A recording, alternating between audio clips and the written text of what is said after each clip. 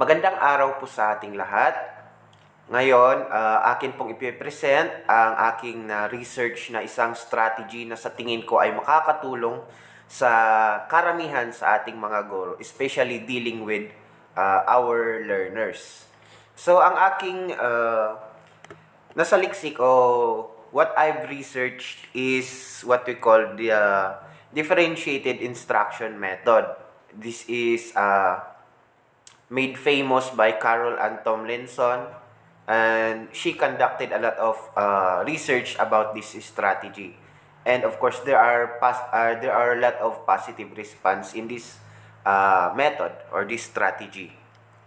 So, according to the Oak Ridge Academy in Los Angeles, USA, in their research called Benefits of Differentiated Instruction, they have mentioned that classrooms today are recognizing that students have individual learning style, different cultural backgrounds, different languages, different preferences for learning methods, different cognitive strengths, and developmental timelines, and of course, different personal challenges. So, dito sa differentiated instruction, of course, it is not new to us that even everywhere, anywhere else in the world, any school, any classes, there will always be this class na yung tinatawag ba natin na heterogeneous class wherein yung mga learners meron silang kanya-kanyang preferences in terms of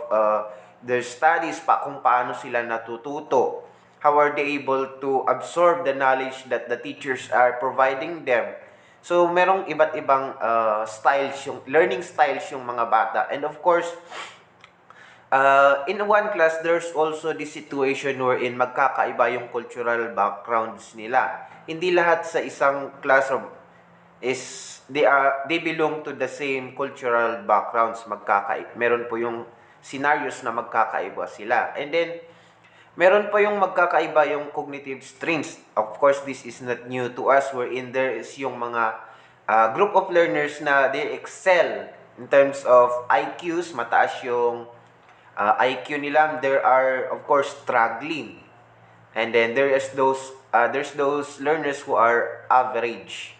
And then personal challenges, of course, yung mga learners natin merong magkakaibang personalities, personal challenges, and then considering yung mga financial backgrounds, kung ano man yung nakaka-affect sa learning style ng bata, like financial challenges, like other social challenges, etc. So, the focus of differentiated instruction is to how to deal with those kind of scenarios. So, part of the research is this statement. Teachers in today's classroom are faced with their own challenges involving how to accommodate all these differences. How can they optimize each student's growth and success by meeting the student where he or she is rather expecting the student to modify their personal learning style to master a set curriculum? So, this is for the teachers. So, now, as I've mentioned the last slide, that every classroom has what do we call this? It is a heterogeneous class wherein there are different learning styles from the learners. So, now the problem is, how are we going to cater all of these different learning styles? How can we modify a certain strategy wherein we would be able to provide proper teaching or proper what do we call this? Proper strategy to meet every learner's strength, something like that. So how are we able to bend the curriculum in order for us to produce such strategy? So next, so this strategy in place is called differential instruction, which is a practice that uses effective classroom management to promote student engagement through assessment of individual students' readiness and grouping students for instruction using each student's zone of proximal development. So, here we introduce to the teachers the differentiated instruction, which focuses on the classroom management, on how are we going to provide instruction in these different kinds of learners. So, yeah. So, the focus of this differentiated instruction also is the singularity of every learners. It assesses the individual students' readiness and grouping students for instruction using their zone of proximal development. Okay, so according to Carol and Tomlinson on 1999, differentiating means giving students multiple options for taking in information. So when we say differentiated instruction, it always terms with that word options, wherein you are going to provide different kinds of instruction and you show it to your class, and then they're going to choose. Yeah, word choose. The learners were going to choose which instruction that you have given are best suited in their skills and abilities. Next, a teaching practice of delivering instruction to meet individual students' needs, as we mentioned earlier. And of course, it is student-centered because of the term choose. The learners are free to choose whatever instruction you provided are best suited for them. At the same time, they are the ones who are going to make this kind of instructions, and you are going to be just the facilitator. So it's always it's more of a student-centered instruction. So it asks teachers to know their students well so they can provide each one with experiences and tasks that will improve learning. So in this statement, it requires, while if we want to use this instruction, it requires teachers to pretty much know every single one of his or her students, of course, so that he or she can identify the abilities or the skills of these learners, their learning preferences, before he or she can formulate instructions for them. So this use of whole group, small group, and individual tasks based on context and students' needs. So it doesn't really need to be individual tasks. Of course, it's time consuming if you're going to develop instruction for every individual, but it can be a whole group or small group, and of course, the individual. So we have here the objective of the strategy, which is the differentiated instruction. First, it can identify learners' skills and interests. Of course, will be the number one work of the teacher, to identify the learner's skills and interests before proceeding to the differentiated instruction. Second, plan appropriate instruction to match learners' skills and interests and needs. Yes, and then provide assessment that is aligned to learners' strength. Okay, so according to my research from the internet, differentiated instruction is actually not a new method in teaching anymore. It come from matagal na siyang ginagamit, and of course it is kind of low tech kasi it is not required for this instruction to use technology, and then considered as traditional approach, kagaya nga ng sabi ko, matagal na itong ginagamit. But of course, differentiated instruction is still one of the best strategies na ginagamit as of now. Even the DepEd is requiring every teachers to at least provide differentiated instruction into the learners. So, but of course, our professor is asking for an innovative strategy. So, is this kind of strategy, this differentiated instruction, is it possible na gawin siyang innovative strategy? For me, in my own opinion, of course, it can be an innovative instruction. strategy because it can be high tech. How is that? Of course, you're just going to integrate in technology in delivering the instruction or formulating the instruction that you will going to provide to your learners. And of course, it can be modern approach in a sense that you as a teacher can come up with something flashy or come up with something interesting which is high tech and more engaging to the learners. It doesn't need to be the traditional approach wherein you provide instruction and then the learners will do the instruction. It's up to the teacher kung paano niya gawing innovative strategy yung differentiated instruction. So the target audience here is of course all levels from primary schools to even college. This strategy is applicable, but it is very much effective in the lower years. Especially in my opinion, it is very much effective in secondary because secondary is this is the time wherein the learners transition wherein nalalayo na yung learning preferences nila are pretty much parang nalalayo na sa isa't isa. So you really need to provide something. You need to provide an option for them to be able to cater their learning needs. So, how to apply differentiated instruction in teaching and learning process? Of course, first you need to assess your students' needs. Of course, their skills and interests.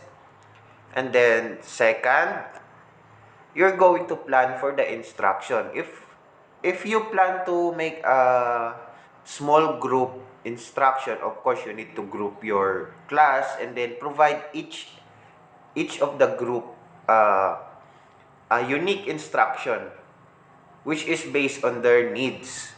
And then, of course, the implementation of instruction. Now, you are going to give the learners the instruction that you have prepared. So, differentiated instruction can be applied in the delivery of lesson. So, actually, differentiated instruction is focused more on assessment, but it can also be used of delivery of lesson. For instance, you applied it on reading. You can assign group of you can choose certain learners who wants to do the silent reading, the more vocal reading, and then you as a teacher you may read the stories, something. And then summative assessment, you can provide multiple summative assessment for the learners to choose. And then same true with performance tasks. You may formulate different performance tasks wherein the learners will choose. I have formulated here a sample situation. Of course, yung nabanggit ko kanina, which is the reading, because I'm a language Filipino teacher po.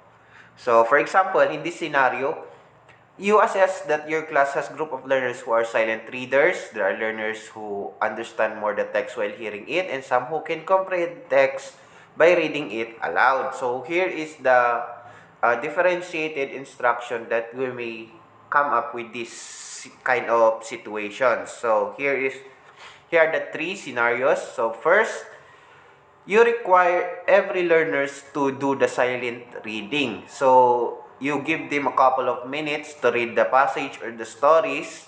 And then, pagkatapos, of course, in this part, you were able to cater the needs of those silent readers. And now, there are learners who can understand more while hearing it. So, after the silent reading, you teacher, you may read the story for the whole class. So, that you may able to cater those who are more yung mas nakaka-absorb ng information through hearing it from others. So, kapag maririnig nila yung story from you, the teacher, they will be able to understand it. And then, you may choose also from the learners who you assess as the learner who yung madali siyang maka-absorb ng information through through him or her reading the stories. So ganun lang. Simple scenarios, but it caters all the needs of the learners. So the assessment, of course, we can provide individual performance tasks, group based, and individual group project. So I have in this school year I have meron akong nagawa na isang differentiated instruction. It is on the performance task sa Filipino, grade 10. So here, the learning competency is nasusuri ang bahagi ng napakinggang parabola na naglalahad ng katotohanan, kabutihan, kagandahang asal. So, ang gusto kong palabasin doon sa learning competency na yon is the learners will be able to give me the moral lesson of the parable by providing them 3 options kung paano nila i-express yung moral stories ng parabola in 3 performance. So, mamimili lang sila dito sa tatlo na to. So, first, we have the slogan. Second is the tula, poem. And then, third is the essay or the sanaysay. And then, of course, you need to provide criterias kung paano ninyo igagawan ng bibigyan ng puntos yung outputs ng mga learners. And then advantages of differentiated instruction, it caters learner skills and interests. It promotes teamwork, and learner with the same skill sets work together to produce excellent outputs. Now, we have the disadvantages also. Weakness of learners will be ignored in a sense that, of course, if you are going to provide options to the learners, mas pipiliin niya yung kung saan siya nag-e-excel, di ba? So, yung weakness nila, instead na ma-neutralize yung weakness niya, hindi kasi napag-iiwanan na kung ano yung weakness niya. But, of course, it depends on the teacher who provides the instruction. What if ang scenario is ganito? Yung bata is magaling siyang sumayaw. So, now, you as a teacher, ang ibibigay mo sa kanya ng instruction is yung pagkanta kasi doon siya mahina. So, pwede namang ganon. So, the more na ibibigay mo sa kanya yung kung saan, kasi yung needs, di ba? Kung ibibigay mo sa kanya yung needs niya, so need niya ang pagkanta kasi doon siya mahina, then this advantage is, itong advantage na ito is, mawawala na siya. It will be, hindi na siya magiging disadvantage. And then long preparation in a sense na you need to formulate different types of instruction. But of course, we as a teacher, kahit na ang kalaban natin kung minsan ay time, especially marami tayong mga paperworks, but of course, if you are dedicated teacher, long preparation is not something to be, hindi yan magiging problema sa atin. Kung ano yung makakabuti sa learners natin, talagang ibibigay natin. Whether it's a long preparation, parang it requires a lot of brainstorming in our part as a teacher sa paggawa ng mga instruction natin, doesn't matter. As long as magiging effective yung instruction doon sa pagbibigay natin ng teaching and learning process sa mga learners natin. So, yun lang po at maraming salamat. I hope I have done my research correctly and I hope naintindihan po ng lahat. So, thank you and God bless.